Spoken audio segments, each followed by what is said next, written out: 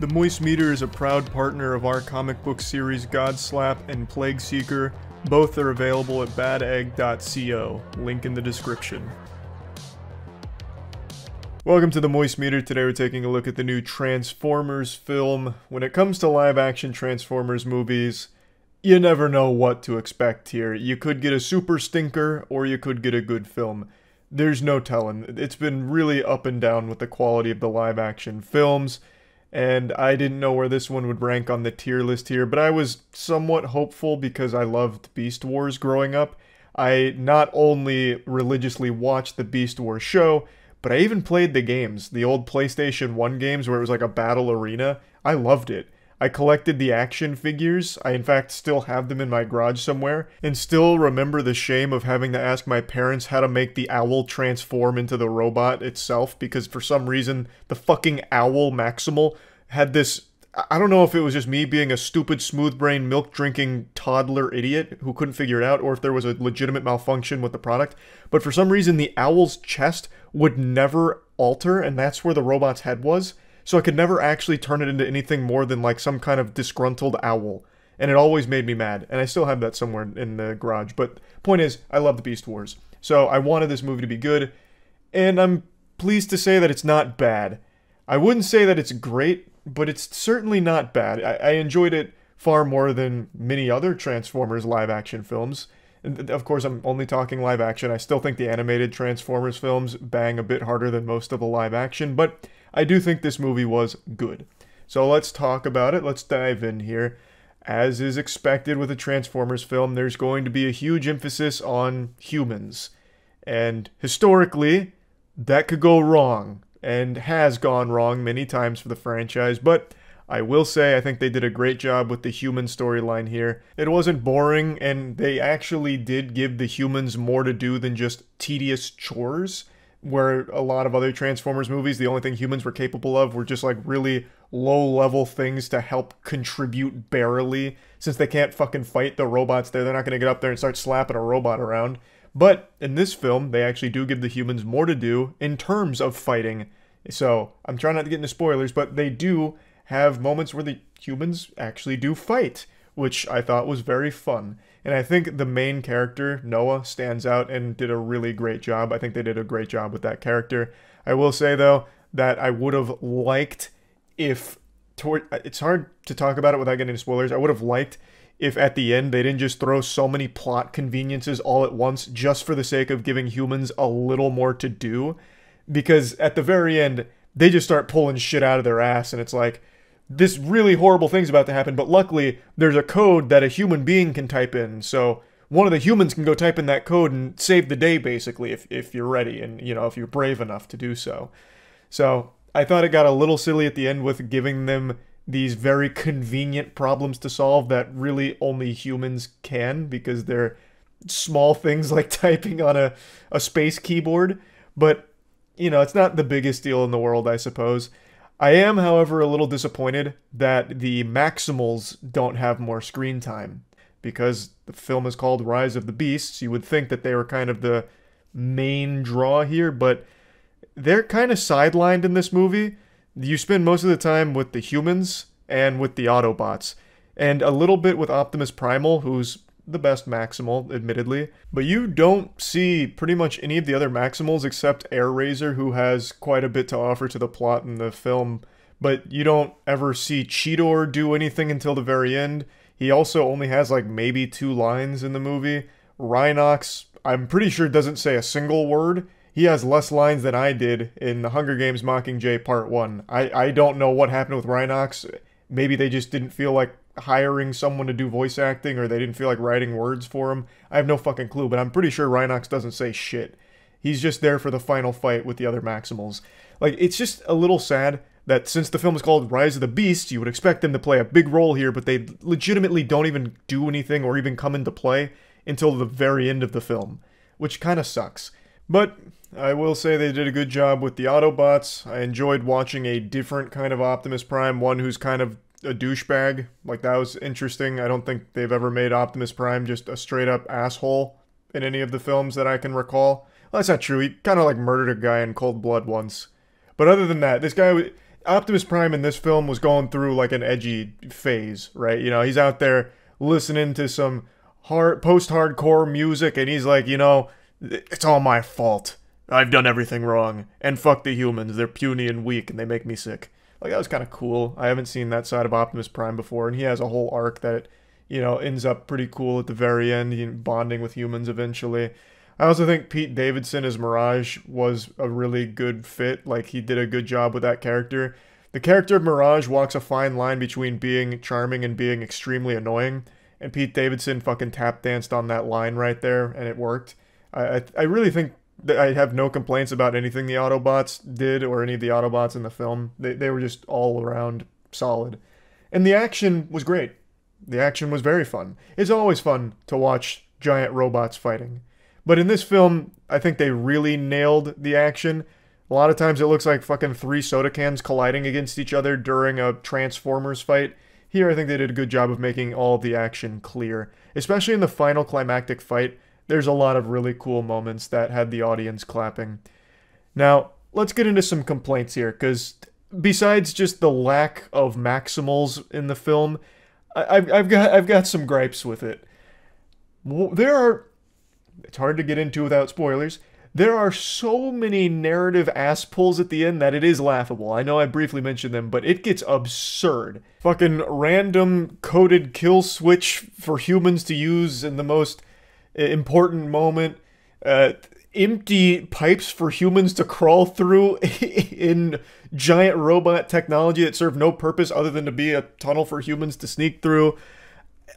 I'm trying, like, I know these are kind of minor spoilers. I'm trying to keep it as minor as possible, but there are so many fucking conveniences at the end of this film. I shit you not, there's even just a full-blown revival thanks to super rocks, super special rocks of Energon. Like, nothing matters because everything at the end, it's just like they have the answer to every single thing ever, including death itself. And that's another complaint. There's so many, like, fake-out death moments for some fucking reason. So many I might be exaggerating. There's a few fake-out deaths, and I think there should never really be more than one. Like, it just takes all of the stakes away from everything.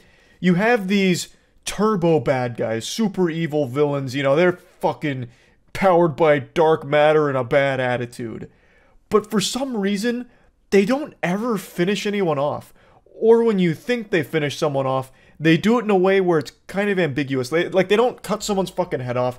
They don't chop them into pieces or anything. They just blast them with like an energy ray and they're like, oh, it took the spark. And it's like, okay, but I mean, what's that really mean? Because you can just get the spark back if you have a powerful enough rock. And I'm not using rock as a way of like trying to hide a special item in the film. I mean, it's just a normal rock, a normal human rock that just happens to be kind of powerful when it comes to Energon. Like, death doesn't really even exist in the film. It's just kind of silly. And I also really hate the bad guy they introduce here. Not the super bad guy, but the super bad guy's bad guy, the right hand, Scourge. He's very hands-off in his hunting. Like, he's very powerful. They make it clear right away that he's very powerful.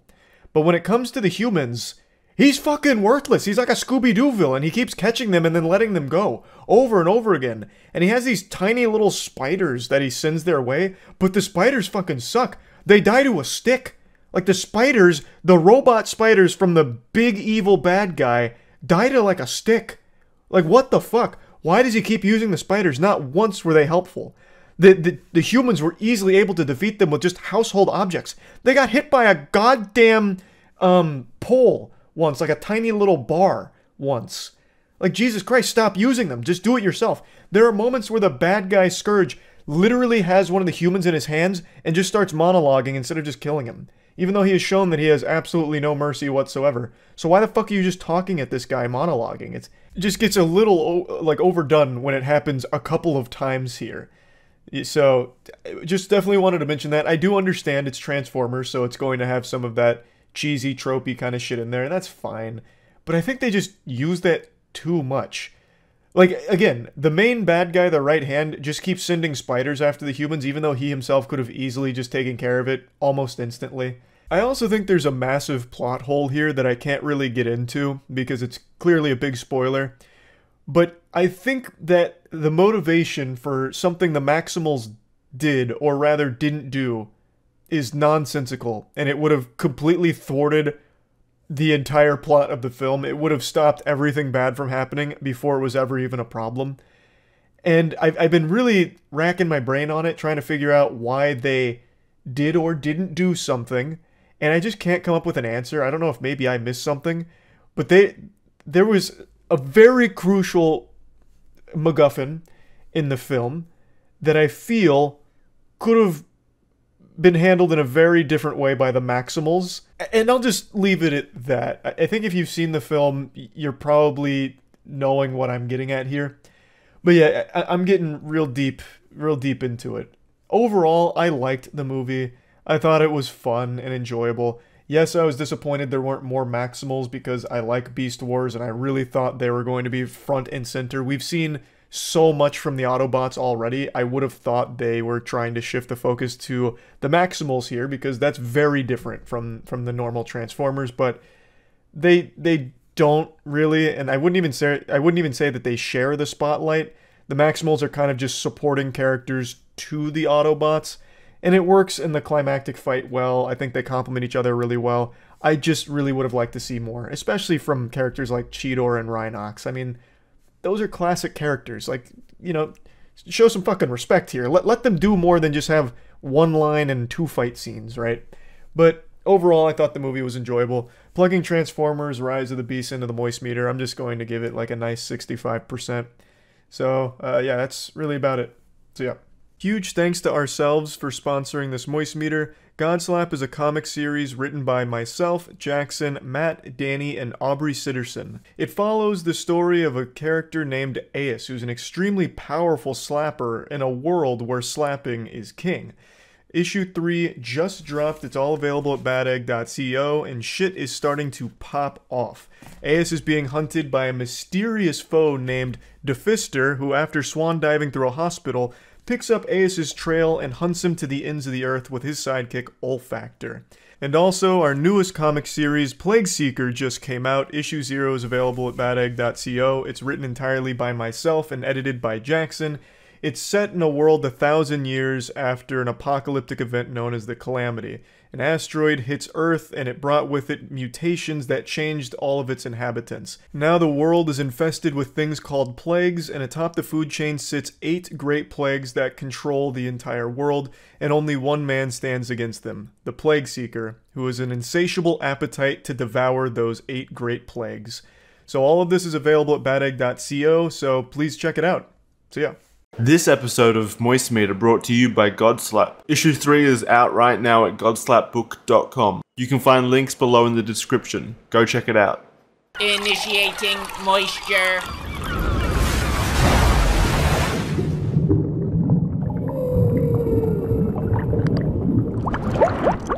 I can't even begin to describe how low the bar has been set with video game live-action shows, with things like the Halo television series being an affront to God and probably just a downright violation of the Geneva Convention. That show is absolutely atrocious and should be considered a war crime, and we didn't even have a moment to catch our breath because they came right back around and dunked our head in the septic tank with Witcher Blood Origin. Point is, video game live-action shows have not been hitting. They have been shitting, and my god, it's been awful. Now, video game shows have been working in like an animated format, Cyberpunk Edge Runners, for example, or Arcane, but Last of Us was live action. So I was a little scared, but I was cautiously optimistic because Last of Us, the game, is a fucking masterpiece. The first Last of Us game is an unreal experience that already has all of the DNA to be a great show. All you have to do is follow the roadmap without getting too cute with it and thinking you know better and changing everything.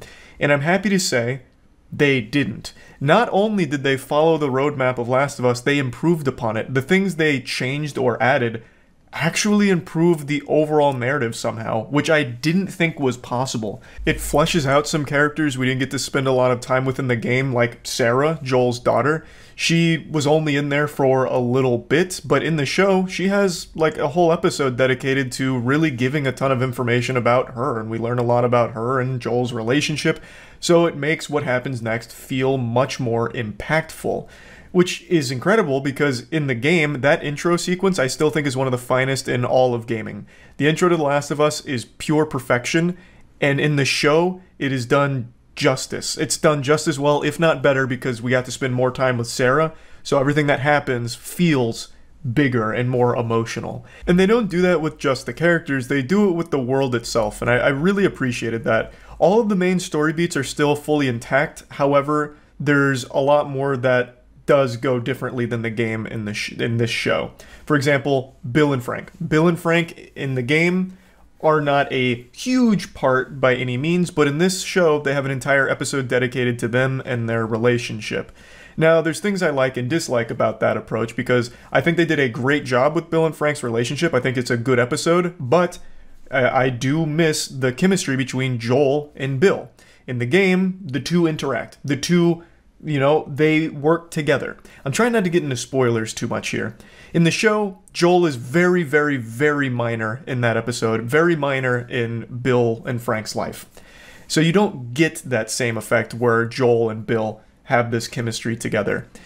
And that's okay. Like, I didn't mind it. I did miss it a little bit, but the episode still does a great job, and the story beat is still intact. Bill does still serve the same purpose in the show that he did in the game.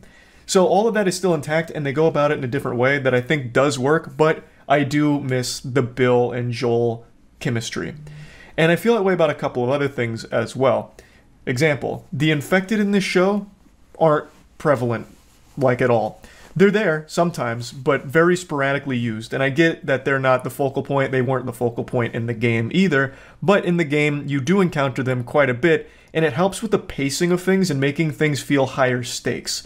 In the show, since the infection, the infected, all that, is kind of at the back burner to the people and the characters around it, it doesn't feel like the stakes are always as high as they say they are, because we, while watching the show, haven't seen it as much. So I would have liked if they played a bit more of an integral role in the show, if we saw a bit more of, like, how devastating and how brutal life is out there with the infected.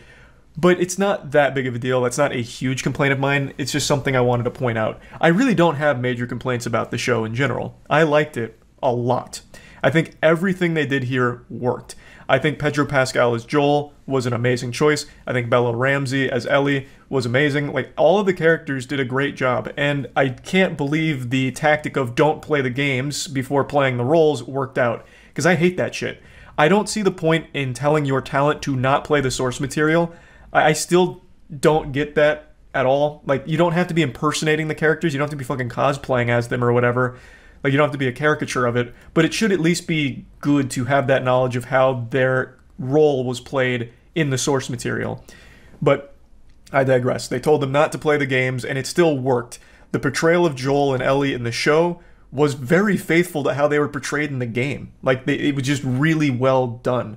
And I also liked the new characters they introduced. They did introduce new characters that I thought would absolutely just be a stupid idea, but they made it work, and those new characters added a lot of elements to the development of both Joel and Ellie, or the world around them. Like, everything they did here was a good call, for the most part. I don't have anything that I can point to and be like, that sucked. But there is one thing I can point to and say, I wanted more.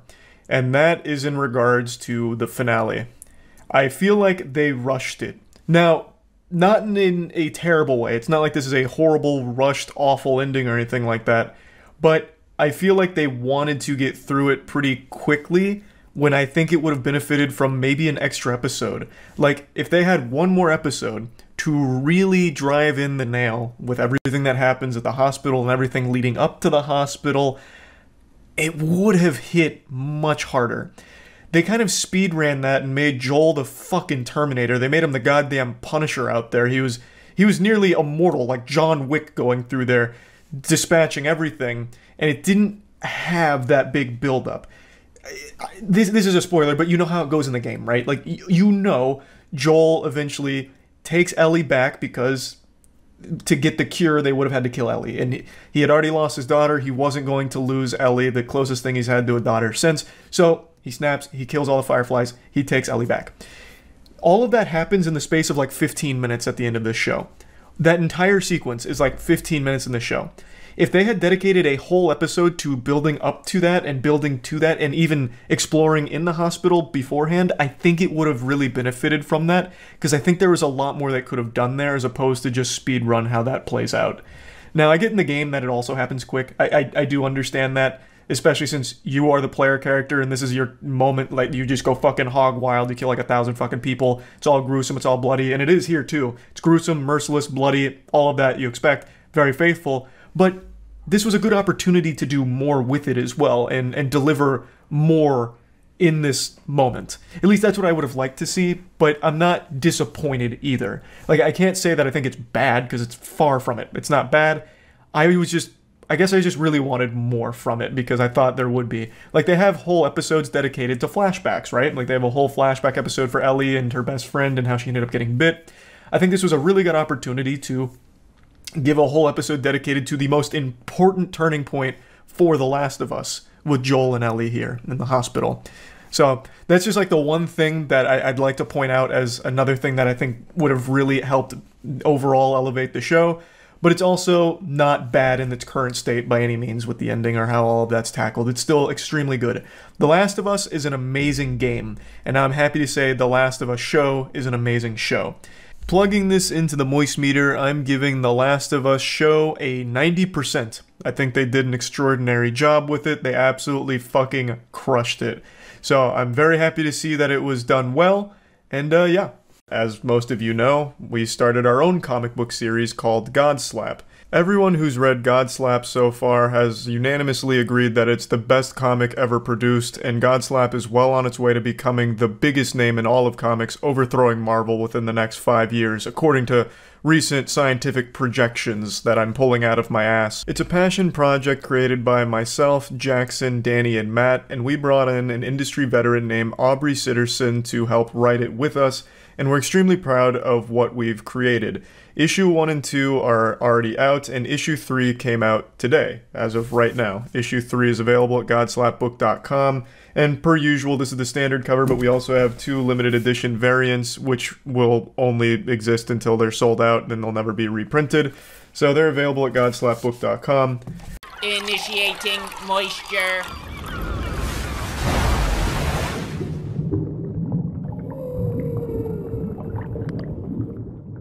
Break out the popcorn and get ready to change your diaper. It's moist meter time, and we're looking at House of the Dragon. This follows the remarkable disappointment of Game of Thrones Season 8, the most disastrous season ever broadcast of any show ever created. It single-handedly killed the cultural relevancy of Game of Thrones, which for about 7 years was the most popular show ever broadcast. And now no one talks about it, no one remembers it fondly because of how awful Season 8 was.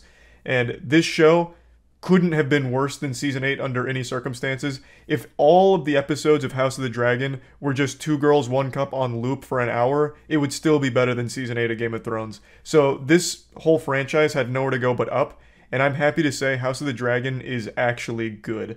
I expected it to just kind of be a throwaway, maybe a bit messy, convoluted, and even follow in similar footsteps of maybe Game of Thrones Season 7, which already showed signs of bad writing. I thought House of the Dragon would just go whole hog bad writing right off rip, but it didn't. I actually enjoyed it far more than I expected to. I don't think it's perfect by any means. I have quite a few complaints that I'll of course highlight in this review, but overall I was pleasantly surprised. I did enjoy pretty much every episode here. There's ups and downs, of course, but on the whole, I actually thought they did a really decent job with this. So let me go ahead and talk about the things I like. Of course, with a show this high profile and this high budget, you're expecting great visuals, and you get them, obviously.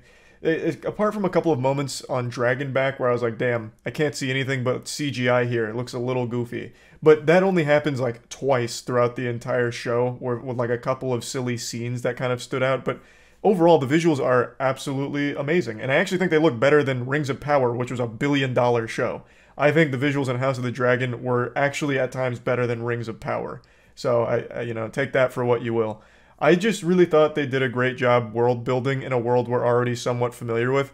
It's in the universe that we all know if you've watched Game of Thrones or read the books, but it still felt like unfamiliar. I didn't know exactly how things would play out. These are characters I don't know, but it's bloodlines that I'm familiar with. So for me, this didn't fall flat like some other prequels do, where you know where things ultimately end up, so the journey there is kind of meaningless since you already know the conclusion. Here, I don't know where it's going or where it's going to stop or where it's leading, because it takes place so far before Game of Thrones that I'm just in uncharted waters here. It's exploring a very interesting past, and I think they've done a great job with setting all of that up and getting all of the pieces in place.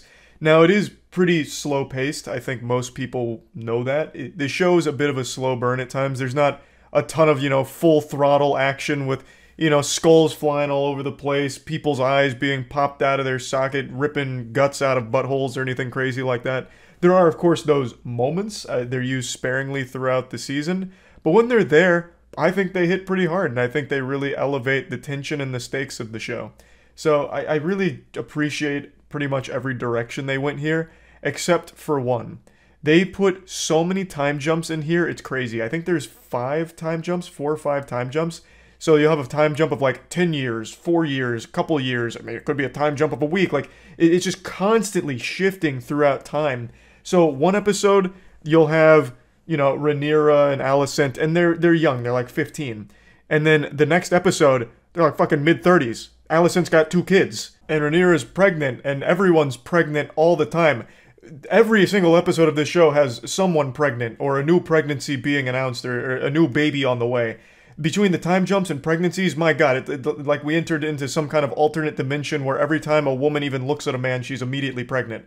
It is crazy how often people are pregnant here. But back to the time jump, it creates a problem where it's hard to like really get to know a character, because in one episode you feel like you have a pretty decent handle on where they are in the show, like their personality and like their mentality and the decisions they might make. But then the next episode, there's a huge gap of years. So this is like now a completely different person in a different place in their life, so you have to like relearn about them. You can't follow them through like this natural progression of like, aging, learning, and growing. So now everything you knew about this character in the last episode doesn't really apply anymore because so much time has passed. So it makes it just a little bit difficult when some big decisions get made. It feels like it almost comes out of left field sometimes, and it's just because so much time has passed, so you don't understand how they'd arrive at these big decisions and these big conclusions.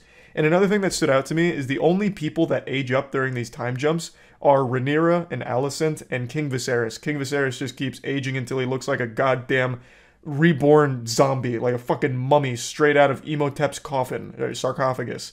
Like, he's the only other one that ages up. Everyone else stays exactly the same age, despite years going by. So everyone around Rhaenyra and Alicent look the same, but it's still 10 years into the future, and you have to like wrap your head around that.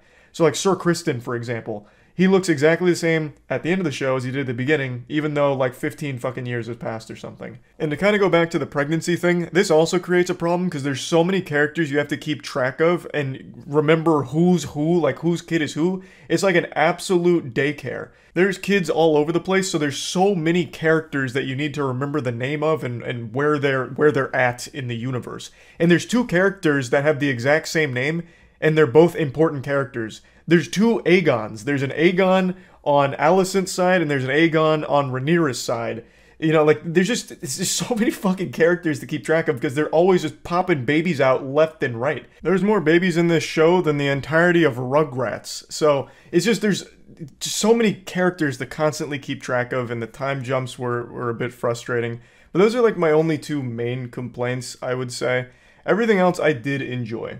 Again, it is a slower paced show. Don't go in there expecting like a ton of action or anything like that. It really is a lot of strategy, like them plotting moves in order to further their goal or in order to stick to a certain plan or tradition. And I just think it's pretty well crafted. One character that I'd like to highlight is the King Viserys. I actually found that character really interesting. And I don't know if this is a spoiler, it might be a minor spoiler, but the first few episodes kind of made it seem like this guy's, he's bad news. This guy, he's done some fucked up shit, and how could you ever forgive him? But by the end of the show, every time he's on screen, he's just being wholesome. like a warm person who just kind of wants to please everyone, but in trying to please everyone, this pursuit of making everyone around him happy or peaceful, he's kind of just a shit king. Like overall, like he's not even like a bad, this is what makes it so interesting. He's not even really a bad king, because under his reign, there's really nothing, there's no trouble, there's no big huge conflict going on, there's no big wars. But he's also just not doing a lot to cement himself as a good king, which is something he also struggles with in the show and talks about with his trusted people. And it's like, yeah, he's kind of not wrong. He doesn't really do anything. He's like a filler arc in Naruto. He's just kind of there, and under his reign, things are good for most people around him, but he's always trying to make things better, and in this pursuit to make things better, he usually fails and chooses, maybe not incorrectly, but chooses something that doesn't further anything, but he's always just trying to be nice. I don't know if I'm doing his character justice and explaining him. It's hard to do without getting into spoilers, but he's done some fucked up shit, but every time he's on screen, or every speech he gives, or everything and decision he makes, it seems like he's trying to do it from a place of love for his family and the people adjacent to his family and kingdom. So I don't know, I just found that character to be something of a standout, and the actor portraying him did a really great job of walking that line of like a nice guy, like just a decent man in a ruthless time, I suppose.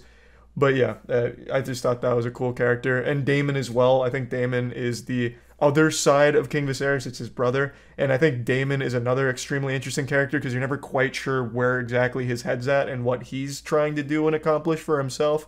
So I don't know. I just really did enjoy the season overall, even though there were times I felt it to be quite lackluster. And I chalk a lot of that up to the time jumping and having to like restart learning about characters and their positions from episode to episode. Even though it wasn't that big of a deal, you did still have to spend like an additional 15-20 minutes getting reacquainted with what's going on now, since so much time's passed, and that was a bit of a headache. So not perfect by any means, but I did think they did a good job, and a lot better than I was expecting. It makes me excited for season 2. So, you know, plugging House of the Dragon into the Moist Meter, I'm going to give it a nice clean 80%, and I'm really optimistic for season 2 of this. According to HBO, from what I've read, don't know if this is a real report, so take it with a grain of salt, this was their slowest season they'll ever do, because it's all about setting up the future and where it goes from here, which is, you know, based on how this wrapped up, it's going to be fucking all-out chaos. So I'm excited to see how they tackle that, and yeah, that's about it. See ya. Initiating moisture.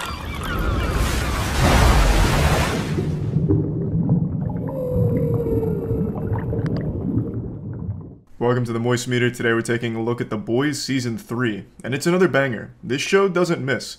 Every season is getting better. Like, it's a show that started out amazing and has only gotten better. So right away, Season 3 kicks off with one of the wildest episodes in television history. This is a minor spoiler, I suppose, but it's all within the first 10 minutes of Episode 1.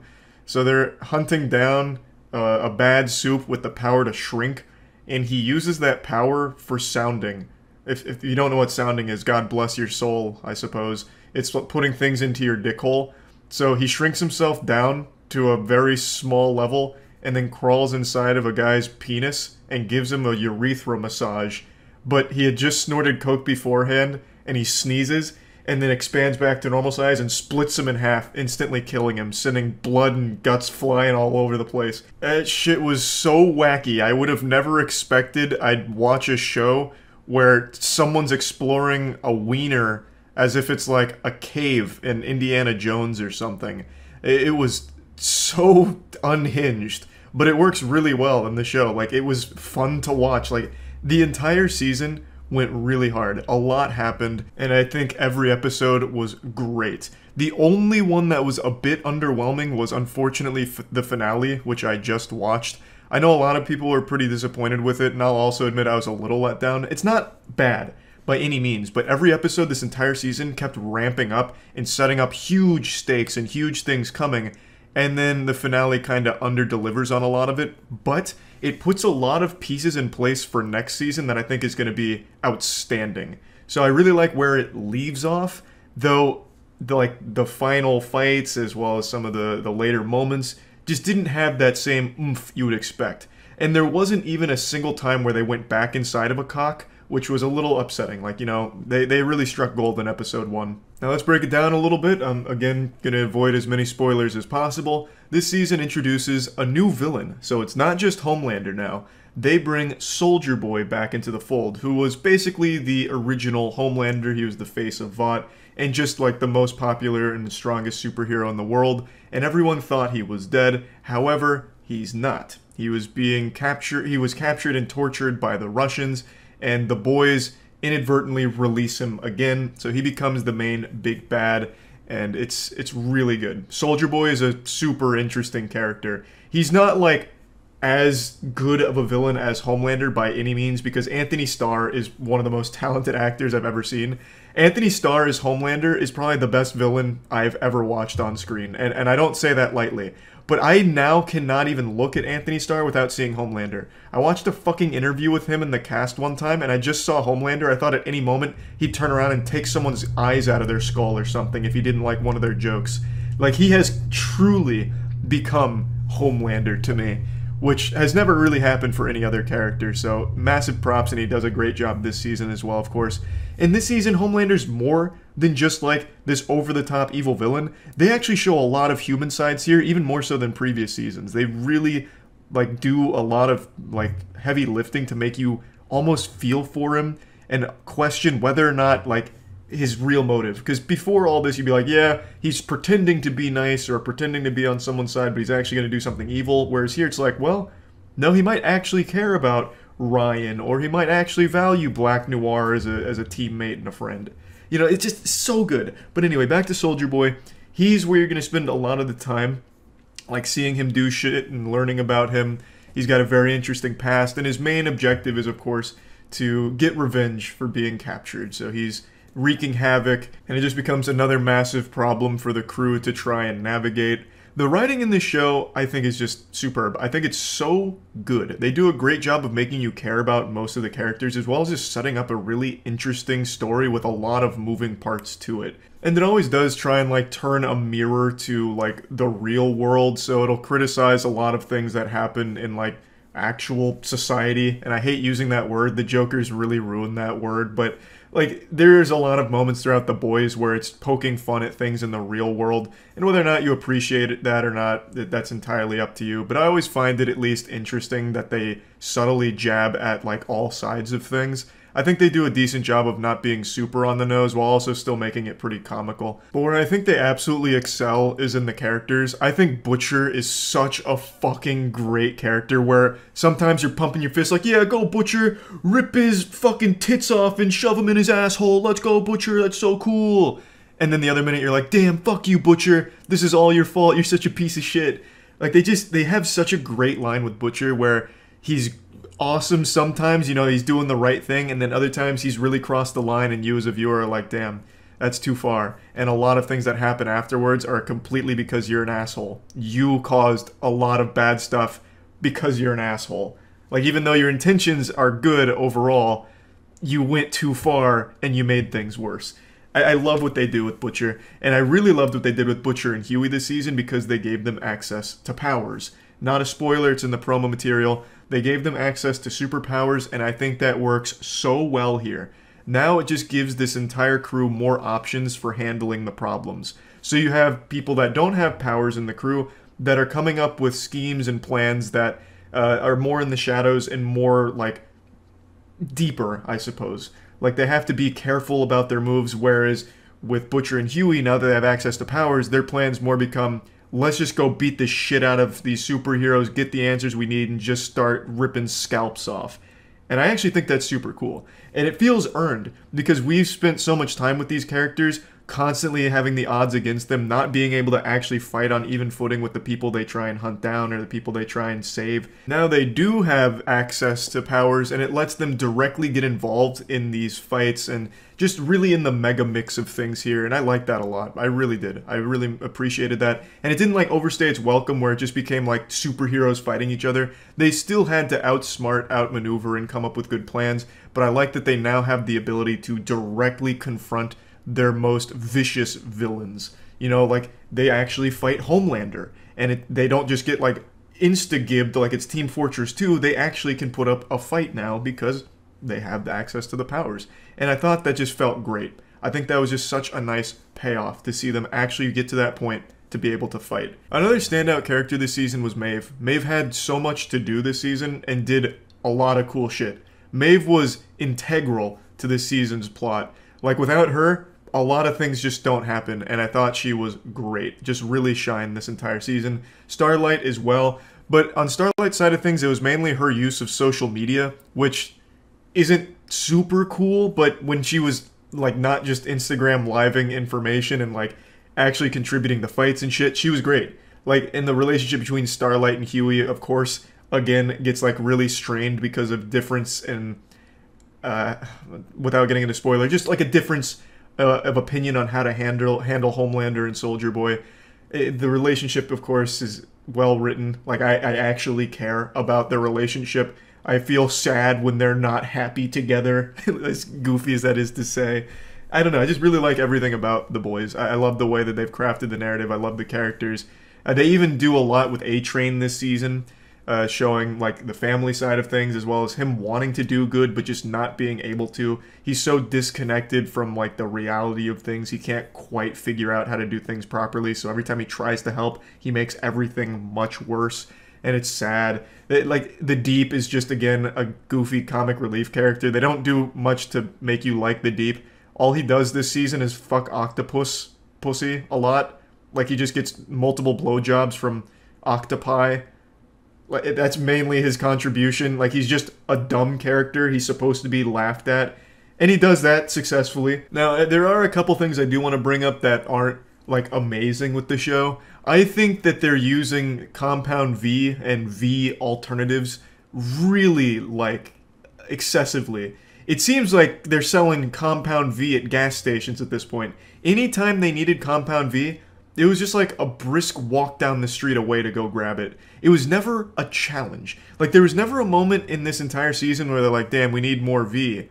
If only we could go get it. It's always like, we need more V. I'll just go get it. Like, it was never a big obstacle. In the beginning, they set it up like it was really hard to get. Like, this is coveted, sacred serum that, you know, there's not much of it in the world and it's super guarded, hard to come by. Whereas here, it's like, yeah, I've got like 15,000 pounds worth just in my garage. It just, I don't know. I felt like that was a little excessive how often they could rely on it. And they used the V a lot here. And they had to keep going to Vought Labs to get the V.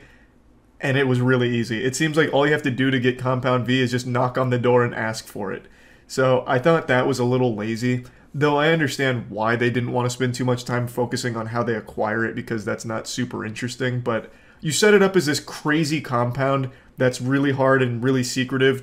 Like, you can't just make it super plentiful all of a sudden. And not to bring up the first episode too many times, but that shrinking guy, I actually do think could have been the strongest character in the show. This goes into, like, the Ant-Man and the Thanos' butthole thing. Unironically, after seeing it in this episode, I genuinely think that would probably kill Homelander and pretty much any superhero in the show. If the shrinking guy just went inside their cock or butt and then just fully expanded again, I can't imagine, like, I don't see how the character survives that. Like, even if they're so powerful, like, if he goes inside Homelander's ass and tries to, like, go back to normal size to blow him up, even if Homelander's body is so strong it, like, kills him inside of him, he's just gonna, like, internally drown from all the blood and guts from the shrinking man exploding inside of him. Like, I just don't see how any character survives that. So I actually think that could be the strongest character in the entire Boys franchise. Just wanted to bring that up.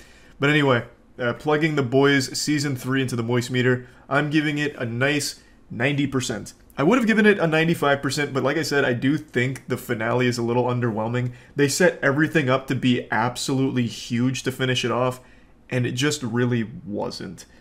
Without getting into spoilers, I can't really explain where things start to get a little messy in the finale, but they just make it a little underwhelming.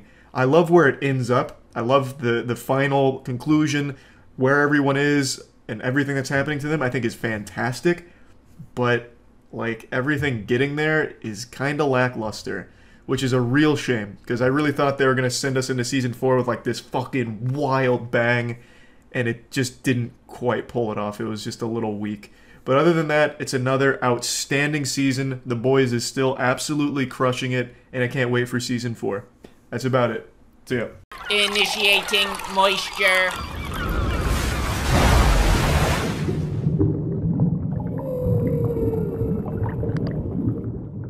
Welcome to the Moist Meter. Today we're taking a look at the new Thor movie, Love and Thunder. This is again directed by Taika Waititi, who directed the previous Thor movie, Ragnarok, which I absolutely loved. I had a lot of fun watching that movie.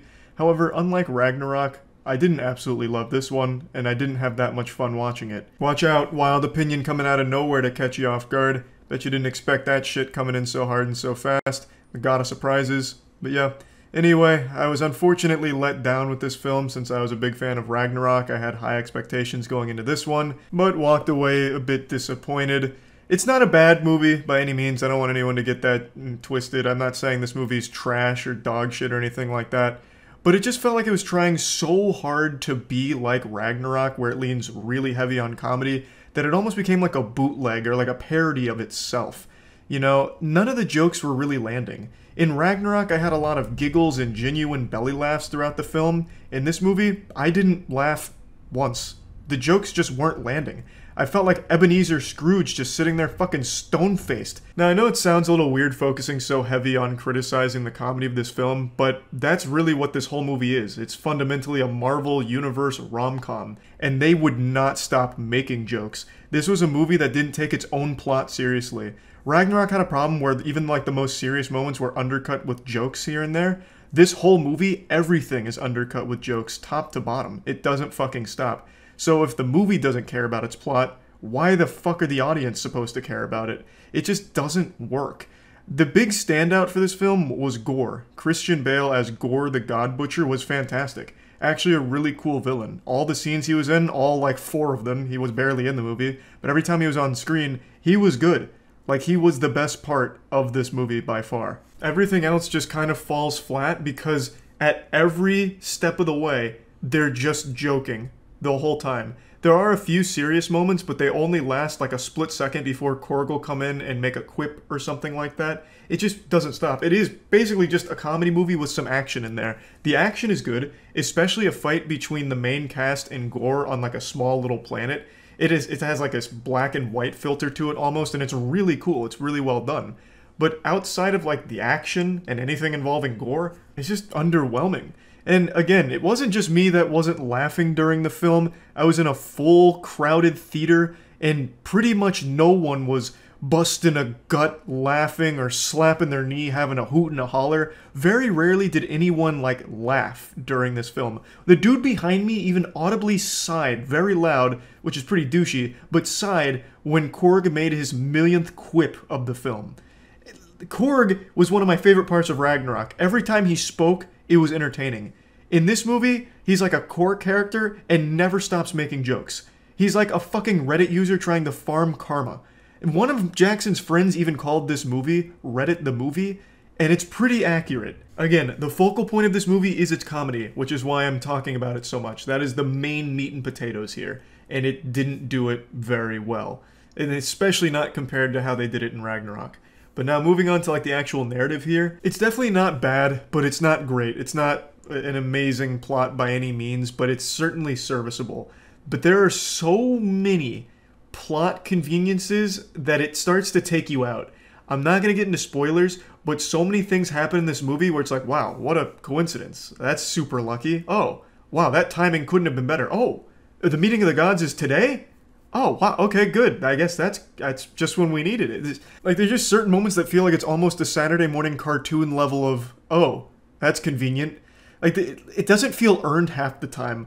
Like, it's hard to talk about without spoilers, but one thing they can do in this film is they can be pretty much anywhere in the universe whenever they want to be, thanks to, of course, like the Bifrost. But even when they're not using the Bifrost, and there's some time where they don't have the Bifrost, when they don't have the Bifrost, they can still be anywhere in the universe exactly when they want to be. They can just instantly be there, even without the Bifrost for some reason, somehow.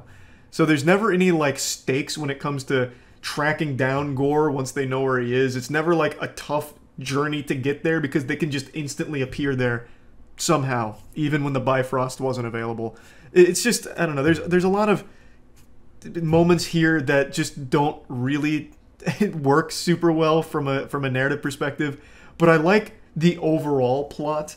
You know, I actually like the relationship between Thor and Jane. I think they did a decent enough job of making us care about the two of them. You know, Jane is now a Thor. She's been chosen by Thor's ex-Hammer, and they haven't seen each other in a long time, so it's all about, like, rekindling that relationship, and I think they actually handle it pretty well. And Jane's pretty good as Thor. I think she does a great job. She's fun to watch in the action scenes, and it's just pretty badass, anything that involves action. The visuals were really good. I mean, as you would expect, it's Marvel, but I actually really liked it because it was such a heavy emphasis on, like, space shit, which I'm always a sucker for. So they even have, like, a fucking boat that's shooting out, like, a rainbow road with the Bifrost that's being pulled by some goats, and it's cool. It's cool to look at. There's a lot of cool moments. But just know those cool moments are going to be soon behind you when they're interrupted with yet another joke that falls flat for the millionth fucking time in the film. I'd like to stress again, this isn't a shitty movie. This isn't some dumpster fire of a film, but it is absolutely carried by its visuals, its action, and its villain. But the action, visuals, and villain are pretty goddamn good. And like I said, I do like the relationship between Thor and Jane. I actually thought they did a great job with that, especially since most of the heavy lifting with that relationship had to be done in this movie. Because prior to Love and Thunder, the two of them didn't really have a whole lot going on together. I never really thought that they had a great, like, well-built relationship, so this movie had to do a lot to make you actually give a fuck about that, and I think it did a decent enough job at that. Plugging Thor Love and Thunder into the moist meter, I'm giving it a 65%. I don't think it's a bad movie or anything like that. I think there's some good moments, but overall, it's just almost like a rom-com Marvel movie where a lot of it just takes the wind out of its own sails by just making unstoppable, unrelenting amounts of jokes, most of which don't really land. So yeah, that's really about it. So yeah. Moist Meter was brought to you by Amazon Music. Sign up for free below using our referral code. Initiating moisture.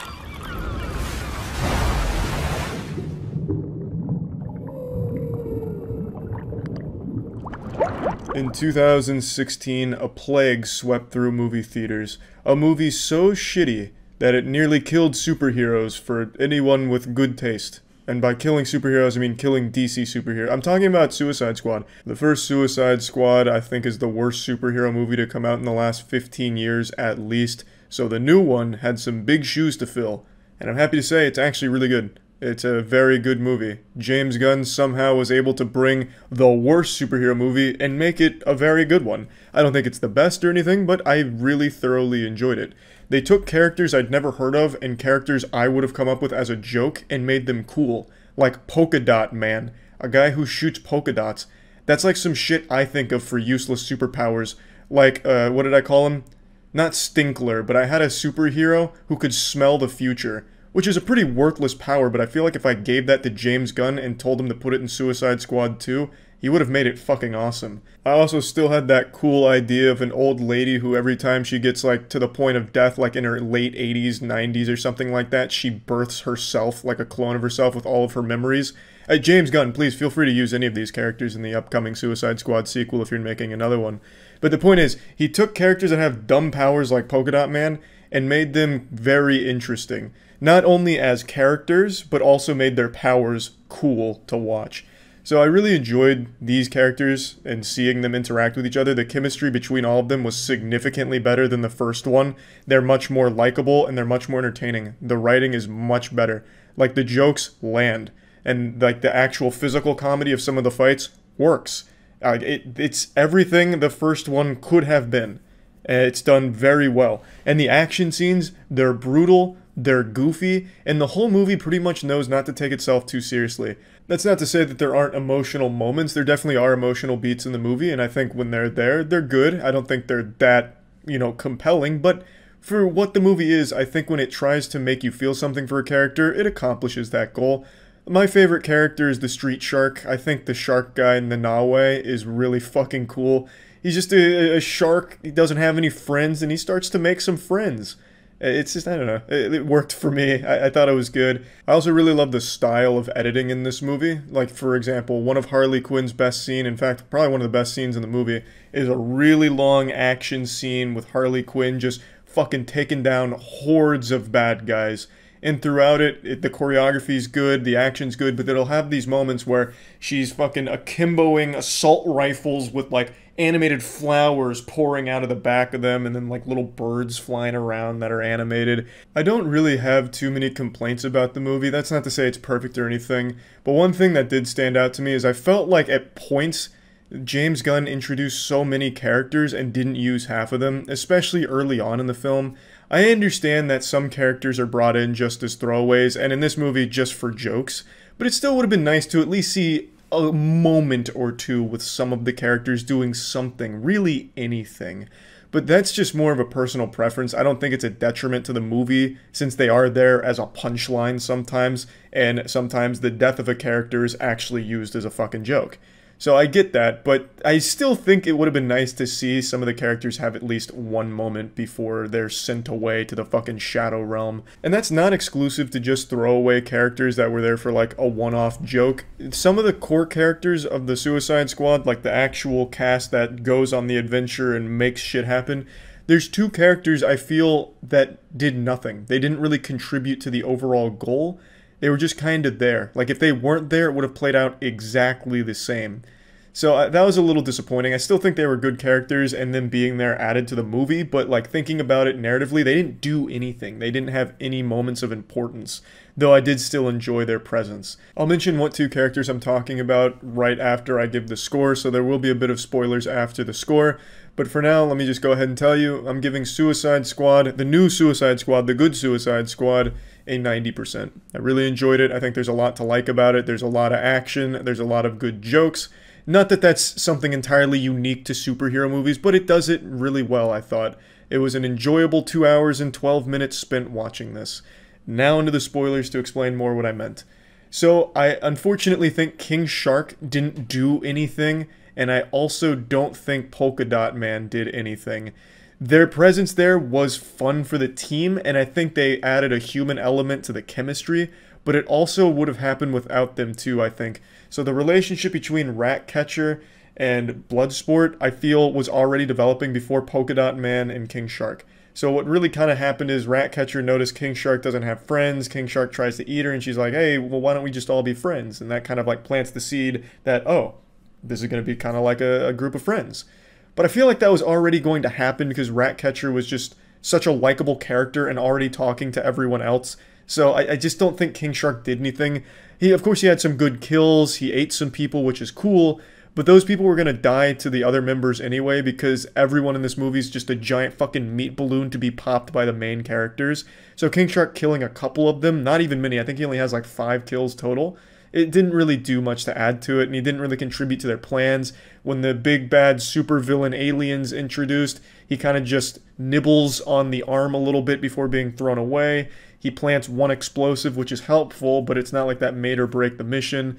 And then for Polka Dot Man, he just actually does nothing. He has 2 confirmed kills, but his polka dots were cool, so he fires them at a structure. The structure falls and the guys fall. I don't think they died. Well, they might have. But then he actually vaporizes 2 people with his polka dots, and that's it. After that, all he really does is bring this element of goofiness, how he pictures everyone as his mother. I think that's enjoyably comedic.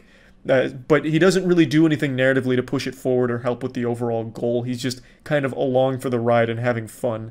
And he reminds the crew about Milton and Milton's death, which again was just another joke. So it's not like he really had a moment. Yes, during the climactic boss fight, he like shoots the leg off, but that didn't do much because it just gets the leg back before he gets taken out. So I don't know, I just felt like they could have done a little bit more with those two to just give them a moment of importance to the film. I enjoyed them, of course, I think they were great, but it would have been nice to see them actually contribute heavily to the goal, because every other character does. Every other character you see is pivotal to pushing it forward and reaching its conclusion, but those two are just more along for the ride and for the comedic relief and fun for the audience, and I think they accomplished that goal, but I just started to really care for the characters, so I would have liked to see them have something impactful happen. So that's really about it. It's a good movie. I recommend it. That's about it. See ya.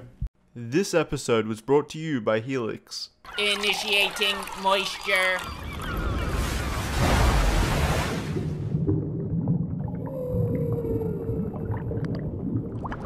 Welcome to the Moist Meter. Today we're taking a look at The Boys Season 2. Most of you know I fucking love the first season of The Boys. That shit absolutely slapped, so I was really excited for Season 2. And I have to say, it's not as strong as the first season, but it's still very good. Most of the characters are still really fucking great and well written, especially William Butcher. Butcher is still my favorite character in this show. I absolutely fucking love Karl Urban. Karl Urban is my favorite superhero. Like the real world Karl Urban, the actor, he's my favorite superhero. Hopefully we'll see Dredd 2 one day. Love you, Karl, if you're watching. And in Season 2, Butcher is still just as much of like this boogeyman badass who even superheroes come to fear and respect. But you also see a totally different side of him where he has a lot more depth emotionally as a character, I think. As the season progresses, you get to see a lot of different shit from him. And it's not something just totally out of left field where all of a sudden Butcher's like the nicest guy in the world buying Girl Scout cookies and breastfeeding babies at a hospital. It's a very natural progression of his character, and I think it's really well done over the course of the season. I just really like to see Butcher develop like that. It was just really good. I definitely think Butcher was the star of this season. In the first season, the huge standout was Homelander, with an incredible performance from Anthony Starr. Homelander was just one of the coolest villains I've seen. In Season 2, he really takes a step down. He didn't really have that central role anymore. He was kind of reduced to like this sniveling Looney Tunes villain who just keeps getting used by everybody and can't really get anything right. He's constantly outsmarted. He's just not the same diabolical, evil mastermind genius from the Season 1. He's just kind of like this jacked guy at the gym who no one's really showing any respect to anymore. People constantly stand up to him in this season with no repercussions. He just like gets stood up to and then he like cowers away into his shell and then leaves, really.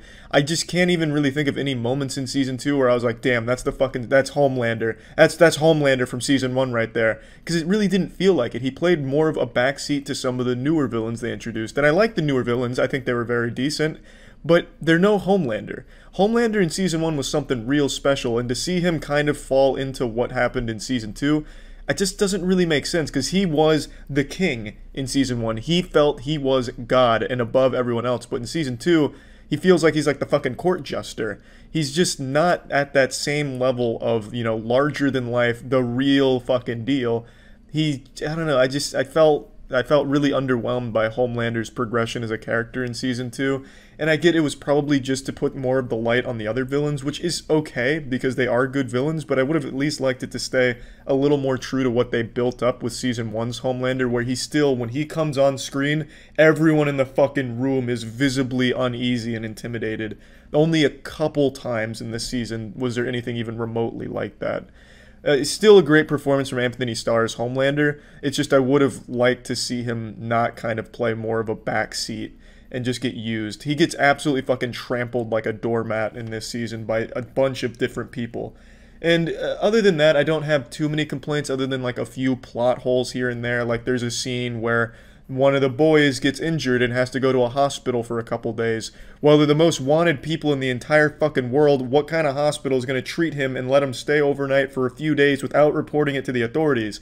Their faces are everywhere, on every milk carton, on every billboard. Walking into the hospital, there's probably like a news blast playing with their faces on it, and yet somehow they're able to just get hospital treatment for a few days with no problems.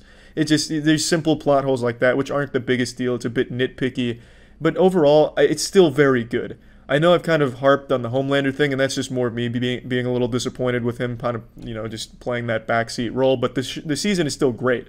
In fact, I really like a lot of the plot twist this season introduces and a lot of the new characters they bring into the fold, because it's keeping things constantly fresh, and you're seeing a big overarching universe with a lot of moving parts where, you know, Vought's not the only evil corporation out there. There's a lot of other, you know, very sketchy things going on behind the scenes with a lot of other people that aren't superheroes that are doing some real fucking wild shit. And of course, the gruesome gore is still intact in Season 2. Now there's a character that's blowing heads up, just popping heads like fucking balloons. There's another character that just closes their hand and someone just completely fucking combusts. So there's still a lot of gore and a lot of fight scenes and a lot of good action that you get to see in Season 2 that I think is executed pretty well. And the last two episodes I really thought were very strong, starting with the end of the second to last episode and then the finale. I think both of them set up a really interesting world going forward for Season 3, if there is a Season 3. it's just something I'm really looking forward to. I've really enjoyed the narrative a lot, and I find myself getting pretty invested in the universe and most of the characters. So yeah, I mean, overall, I definitely think The Boys Season 2 is still very strong, just not quite as strong as the first season in a few different areas. Anyway, plugging Season 2 of The Boys into the Moist Meter, I'm still going to give it a 90% because I do still think it's something extremely entertaining, but there are certain moments where you might roll your eyes at some of the things that develop over the course of the season, and there is some things, like if you're already a fan of Homelander, you'd be like, well, why the fuck is Homelander all of a sudden afraid of his own shadow? You know, like, it's fucking Homelander. But overall, it's still really fucking good. It seems more and more often people fail to understand the importance of a quality mattress, and that's why I'm here to talk about Helix mattresses. For a while, I used to have a little morning back pain, and it wasn't until I started to really analyze the mattress that I started to get the sneaking suspicion that maybe the mattress just wasn't right for my back. As a 5'6" man, it's hard to find mattresses to fit that hulking body size. But then eventually I came across Helix mattresses, and I've only had Helix for like 2 weeks, and so far I've absolutely loved it. I haven't had that back pain in the morning, and I think one of the main reasons is because Helix has this little like quiz that you take to match a mattress to your unique body type and sleep preference, so you get like the perfect mattress for your needs. And it's really worked for me so far, so I do highly recommend Helix, and they get delivered to your door for free, and it's easy to set up. It's just no hassle, and yeah, just I really enjoy it so far. So if you want a new mattress or are interested in trying it, Helix mattresses have a 100-night sleep trial, so if you're not feeling it after 100 days, you could just send it back and you get all your money back. So if you're interested in a Helix mattress, you can go to helixsleep.com/moist to get up to $200 off your Helix mattress. That's helixsleep.com/moist for up to $200 off the mattress. That's it. See ya. Initiating moisture.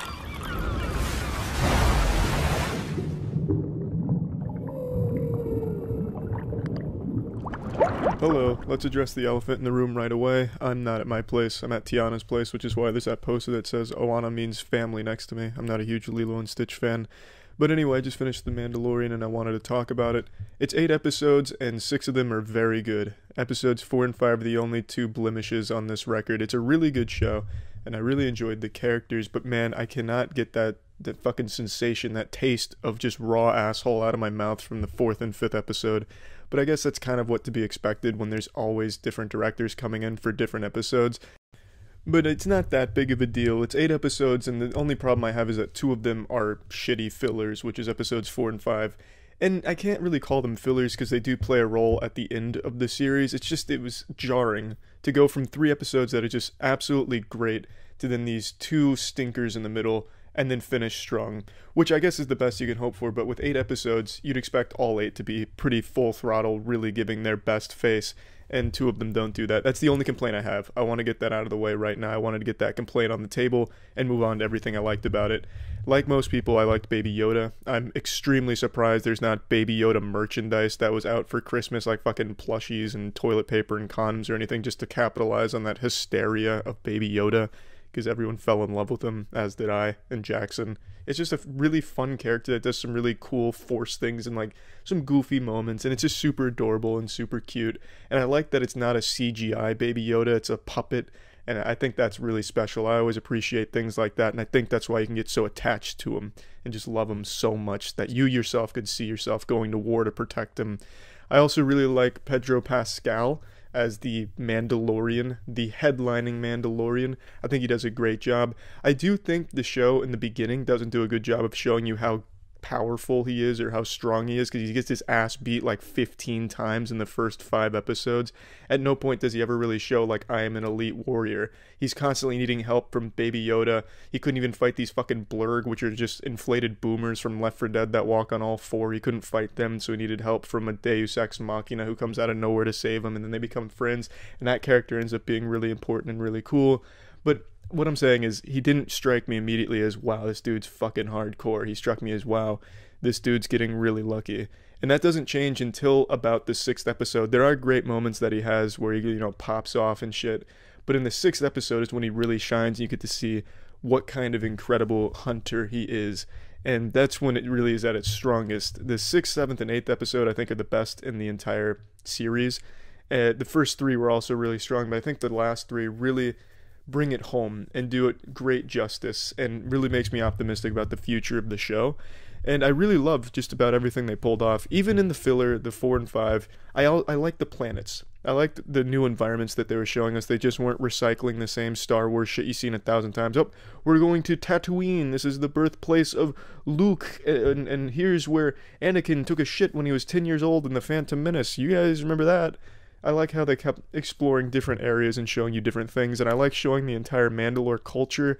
Even though them hiding in the sewers I thought was kind of underwhelming. They're supposed to be like this super hidden, covert place. You're not even sure if they still exist.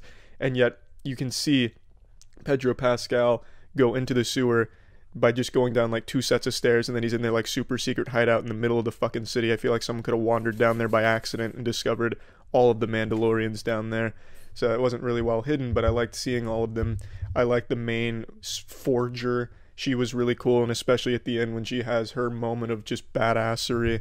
The whole show just does a great job, and it makes you bond with the characters, between the relationship between Baby Yoda and Pedro Pascal's bounty hunter, the Mandalorian. It's just a really well shot, well made narrative, and it's really fun to watch. There's a ton of action. There's also a ton of just pretty powerful moments, I'd say. It makes you care about even droids, these hunks of metal. They, hype them up as just completely evil, devoid of emotion, but by the end there's a droid that you start to care about and bond with, and you don't want to see leave the party or do anything. You want to see them all together always, which is cute. It's a show that kind of, like this thing says, it's a little bit about family. A little family forms, and it's just really enjoyable, which I didn't expect. With Star Wars being as messy of a franchise as it is, you don't really expect too much from it these days, or at least I don't. But it's really been kind of crushing it with Jedi Fallen Order and now Mandalorian. Makes me optimistic for more Star Wars shit. The cinematic universe, I think, is trashed because of Rise of the Skywalker, but fuck that. I'll save that for a different day. I've already done a moist meter on that. But going forward, I like where they're heading with the Mandalorian and other extended universe stuff, which is great. Plugging the Mandalorian into the moist meter, giving it a fat 80%. I think if they could have had a stronger middle section without 4 and 5 being as out of place and jarringly different in a bad way, it could have been a higher moist counter, a higher wetness. But when you have 8 episodes, 2 of them can't be as bad as the 4th and 5th one were.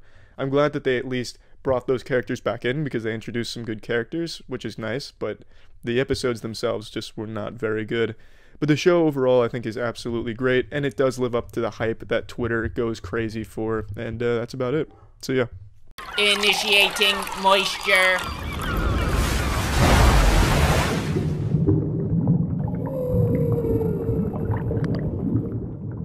The Boys is an Amazon show, brand new, and it's about superheroes, baby. And I'm totally fine with that. I know a lot of people like to pretend that they're above superhero movies. Oh, such juvenile enjoyment for simpletons. I would never sully my exquisite palate with superhero movies. Oh, disgusting. But then they still sneak out of the house late at night to go see the superhero movie to get their fix, scratching at their neck like a meth addict, because they're well-made movies, and superhero movies are good fun.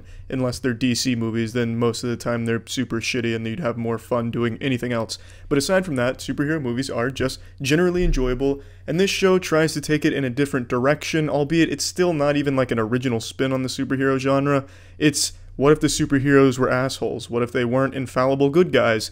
It's a realistic look at what would happen if superheroes existed in our world. And while it's not original in attempting that, it's definitely the best at its execution. It's really, really well done. And definitely the most realistic look at what would happen.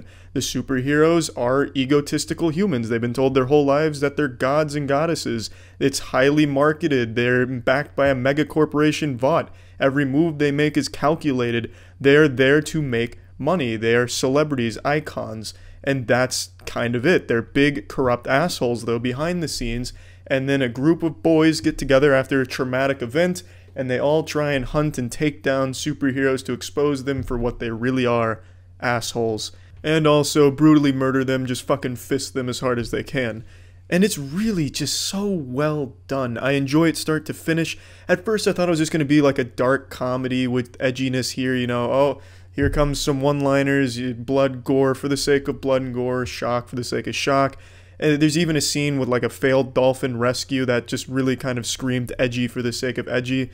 But as the show keeps developing, all of this really works in its favor, and there's so much more to it than just edginess for the sake of edginess. All of it contributes to the overall the plot, the themes. It's just really fucking well done. I found myself caring about the majority of the characters. They're really well written, in my opinion. I do think some of the dialogue kind of falls flat, like the dark comedy attempts. Karl Urban plays Billy Butcher in this show, who's kind of the leader of the group of boys, kind of the mastermind, the brains behind all of it, the scrotum to the penis, that is the boys. And I do have to say, I think some of his lines are just kind of shit. It's like some of the things he says, I'm gonna rip your hands off to shove them so far up your ass that you'll wave at me through your mouth. I think that kind of shit just screams like something he read on Tumblr. Not Karl Urban, obviously. I don't think he improv'd it, but the writers. Just looks like something he would have read on Tumblr for like an incel getting upset about getting killed in a video game. So it doesn't always hit its mark when it comes to like intimidating badass dialogue, the kind of shit you'd expect a man who eats nails for breakfast and then chugs motor oil. It doesn't really always come across sound and solid, because sometimes you get kind of embarrassing lines like that, but I'd say about 8 times out of 10, you're always rooting for Karl Urban and waiting to hear the next intimidating line he drops to someone, and you love to see the way he handles business. A lot of it does boil down to just Karl Urban being great as Billy Butcher. He fucking kills it in this role. Probably my favorite role I've seen him in since Dredd. Speaking of which, we need a Dredd 2. Karl, if you're watching this, keep lobbying hard for Dredd 2. I'm right behind you, man. I'll be sniffing your farts till the end of time to get Dredd 2 out there. If you haven't seen Dredd, check that shit out. Great movie. But anyway, back to the boys. I really just love everything about it. Visually, it looks great. For a TV show with 8 episodes, it's really well produced. I can tell they had a pretty decent budget for this, because they made this shit look really nice, in my opinion. The CG moments aren't corny like in a lot of shits. I was kind of expecting to be like CW shit, where the Flash spins his arms and you get like little Microsoft Word fucking particle effects springing off of his fists. But here, the superpowers work really well, except A-Train sometimes. I thought that got a little goofy, but that might just be super speed. I think making super speed work in a movie is super hard, and the only one that succeeds is X-Men with Quicksilver, and the way they succeed is by just making everything else stop, so then he just moves at a normal pace, and I think that's a really clever way of handling it. But the X-Men movies are not very good, the modern ones. That's the only thing they really do right. Here, it does everything right, in my opinion. Occasional missing of the mark with dialogue and shit. Sometimes the decisions the characters make don't make sense, and especially towards the last couple of episodes, the decision making becomes really kind of fucking dumb. It suffers a little bit of anime syndrome in the last couple of episodes. What I mean by that is the anime cliche where a major character has a lot of information that they need to share with someone else or share with the group, and then for an inexplicable reason they decide not to, just for the sake of progressing the plot and keeping tensions high. You know, the classic, hey, Oni-san, why did you do this? What's going on? And then instead of saying why they did it and what's going on, they just turn their back and say, nothing. Nothing's going on.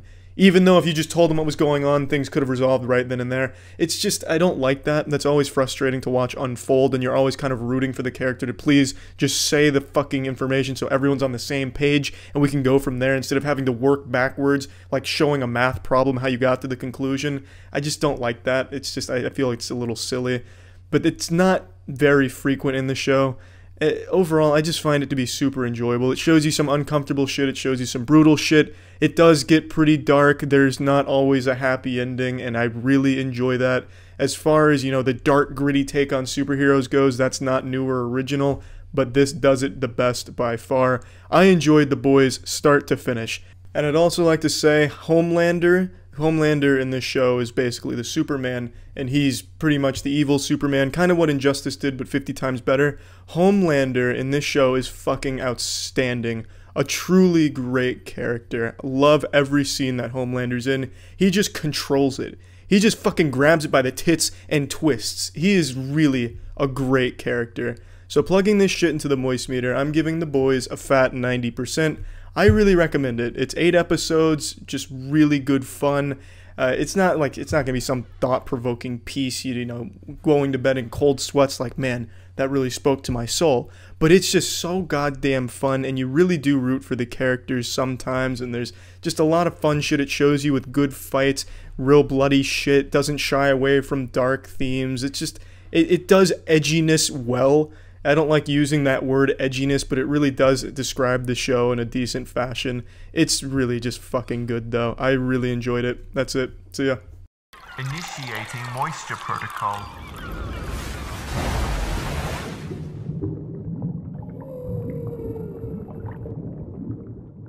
Hey ho, sup noobs, welcome to the Moist Meter, where we don't clan up. So I saw Ready Player One. Well, you know, let's just fucking get into it. Visuals were outstanding. They had a really, really well done visual component. It was really fun to watch when it was in the game. They had a really incredible racing scene, and it was more than one racing scene, but all on the same map, and it was really great. I really thought that was the strongest part of the movie, but man, this shit is almost as bad as Spy Kids 3D in terms of plot and it's up to Wade and his group of friends to win instead, so that way they can make the Oasis better than ever. I'll give you an example of some dialogue. If it's talking about the Oasis, it has to have gamer lingo, newbie, noob, scrub, it's all here, and it's just so painful. So painful. And really, just apart from the vomit-inducing, diarrhea-eliciting dialogue that's in this movie, the plot is just full of plot holes. But I guess that doesn't really matter all that much, because the focal point of this movie is the Oasis, and that universe is spectacular. I loved the Oasis, everything about it. Everything about the Oasis was just fantastic. And it's just a shame that the whole movie gets... Let's go ahead and plug this shit into the Moist Meter. I'm going to give this a 60%. It would have definitely been lower had the Oasis not been as perfect as it is. I love the Oasis. I truly did. And it's a shame that they couldn't bring the rest of the movie up to that level. And by the rest of the movie, I mean just when they threw the real life stuff in there. God damn, it just was really poorly fucking done. But yeah, I mean, it's still a very visually appealing movie. And I think it's still an overall above average movie, clearly, which is why I gave it a 60. And yeah, that's it. See ya. Initiating moisture.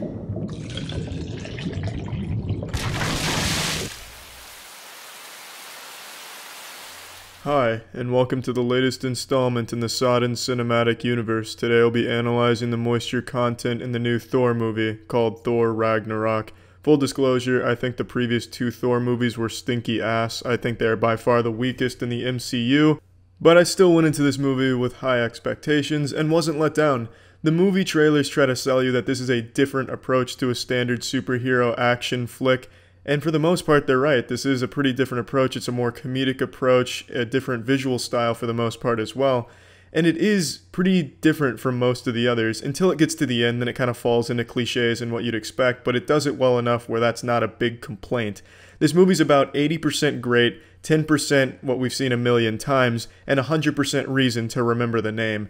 It is a really fun movie to watch, especially when it comes to comedy. There was a lot of comic bits throughout this entire movie, and they did it surprisingly well. I've talked about this before, but I'm not one to laugh out loud during comedy movies or anything like that. Occasionally I'll blow a little light load out of my nose during a scene or something, but for the most part, I find modern comedy movies to be about as enjoyable as watching your beloved cat get run over by a fucking steamroller. However, this movie actually surprised me with how decently the comedy was executed here. I'm not saying I was laughing out loud, having a hoot and a holler the whole time, rolling down the aisle, pissing my trousers, laughing or anything like that.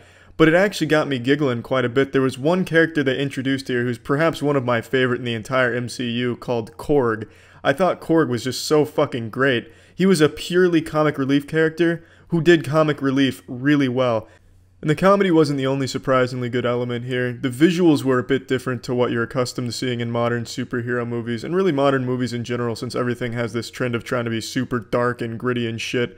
This movie was very colorful, and it had a different style than most other MCU movies, especially one that stood out to me is during a flashback where Valkyries had a showdown with the main antagonist. It was beautiful, absolutely beautiful. The whole movie just looked really great and very different from most of the other ones, in my personal opinion. Now, the story isn't super strong, but it's not weak either. It's just predictable, and that's not a big complaint or anything. It's a fucking superhero movie. You can't expect it to reinvent the condom with some type of groundbreaking story. It's a very decent story, and it's told very well, and it's the first standalone MCU movie that I feel will have an actual impact on the MCU universe as a whole. Whereas other MCU standalone films like Iron Man 3 don't feel like they have any weight at all. You know, they have the main hero just go off on this side adventure that doesn't feel important. You know, he goes to the local diner where a madman selling chicken wings that are too spicy. The astoundingly high Scoville poses a threat to taste buds all over the world, overloading these taste buds. The hero stops him. Yippee, it was a fun adventure while it lasted. But it doesn't have any weight in that universe. This movie has a whole lot of shit that happens that I feel will have a huge impact on that universe, and it's fucking great. Now, the villain, I think, is a good villain. She didn't have a whole lot of screen time here to really develop, in my opinion, but she was played very well by Cate Blanchett, and I thought she was super cool. But they kind of shoehorned in an undead zombie army, which was kind of fucking lame, in my opinion. But overall, I think she could be a cool villain if we see her again and she's more fleshed out. And I might as well at least touch on it. Soundtrack's good. I never really have a whole lot to say about soundtrack unless it really wows me or really disappoints me and makes me feel bad about myself for even hearing that music. This movie ran that middle ground where it was good. It was, there was no complaints. It was fun to listen to. Let's go ahead and pop this shit into the moist meter here. I'm giving Thor Ragnarok an 85%. It was a genuinely fun movie to sit through. The entire audience loved it. All the comedy bits really hit pretty hard with the audience I was in, and it even got a little giggle out of me here and there. Korg had a one-liner that actually gave me a bit of a hoot, so that was a surprise since I don't typically laugh at movies like I said earlier. And the whole movie was just a fun ride to go on, and it felt like it had a real weight in the MCU. Easily the best Thor movie, while the previous two Thor movies just ate shithole. This movie pounded shithole with a lot of fun in there. That was meant as a compliment, but I realize saying shithole in a positive way doesn't exactly convey the idea of something being good. So just know, the last two movies ate shit. This movie was serving out shit, and it was good shit. I enjoyed it. That's it. See ya. Initiating moisture.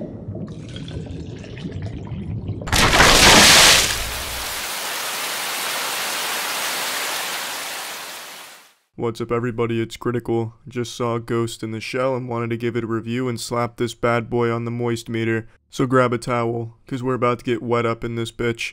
Now let me start off by saying I am quite familiar with the Ghost in the Shell series. I've seen the original movie, however I don't want to compare this new one to the original one. I want to review this movie as if it's the very first Ghost in the Shell anything, brand fucking new name, no one knows what it means, for all people know it's about a haunted gas station. I just feel like a lot of people will write off movies when it's compared to the original source material. Oh, if you loved the original, you'll love this.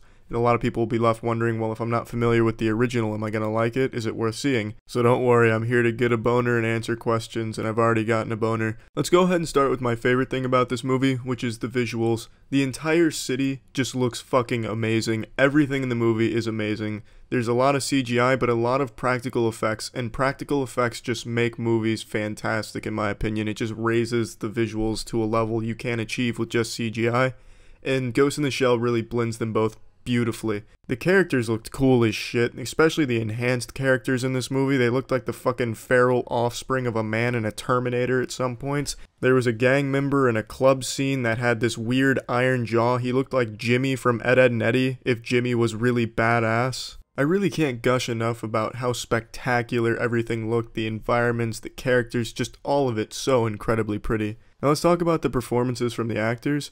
Overall, everyone did a solid job. Scarlett Johansson, I thought, did a great job with the Major. Two really standout performances from Bato and Aramaki. They both fucking killed it. They brought their characters to life and just fucking stole the show every time they were on. So shout outs to them. If you're watching this, just know I really liked what you did in this movie. And if you want to come on the internet's best podcast, the official podcast, please just reach out to me on Twitter.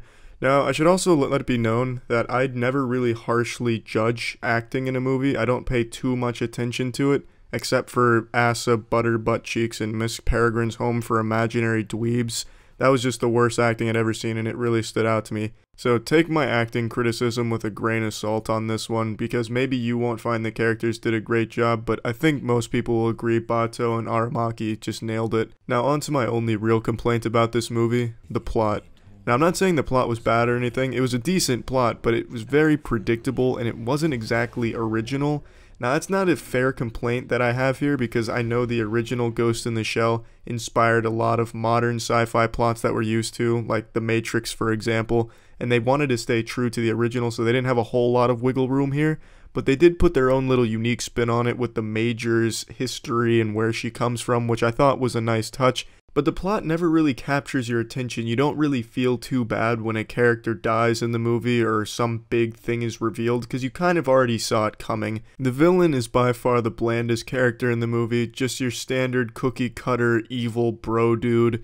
Also, the parts in the movie that are supposed to elicit an emotional response or maybe even be thought-provoking really fall flat. You don't really care too much. And the plot twist, you can't really call it a plot twist, that's not really the wrong word. I don't think it's supposed to be a twist, but you don't really care. You know what's coming, you know what's going to happen. It's not anything that's going to make you tug on the shoulder of the person next to you. Oh, can you believe that shit just happened? Oh man, it just cleaned my asshole. I can't believe it. So a lot of the things that were in there that I think were meant to make the viewer take a step back and be like, damn, what is it to be human? What does it mean? Just doesn't really come across that way. But like I'm saying, none of this is me saying the plot is bad, just that it's predictable and it's not a great plot. But the action scenes, the visuals, and the characters really do make up for it, except for the villain, because the villain's just kind of shit. I really didn't like the villain. Another great thing about this movie was the soundtrack, and just the sound in general. Everything just sounded fucking cool, especially the soundtrack. That's something that really stood out to me, and will probably stand out to most people. They nailed it there. Overall, I feel like the movie was definitely worth seeing. Even if you haven't seen the original, I think most people will find that it was enjoyable for them to watch. It's nothing that you're going to remember 5 to 10 years from now and reflect on, but it's definitely a good movie to just go entertain yourself for 2 hours or so. It's just a fun movie to watch. I'm going to go ahead and put this movie at about a 70% on the moist meter. It's definitely got some moisture in there, quite a lot of moisture, but it's not dripping wet or anything, but you will definitely enjoy your time with the movie. So yeah, that's it. Stay moist or dry hard.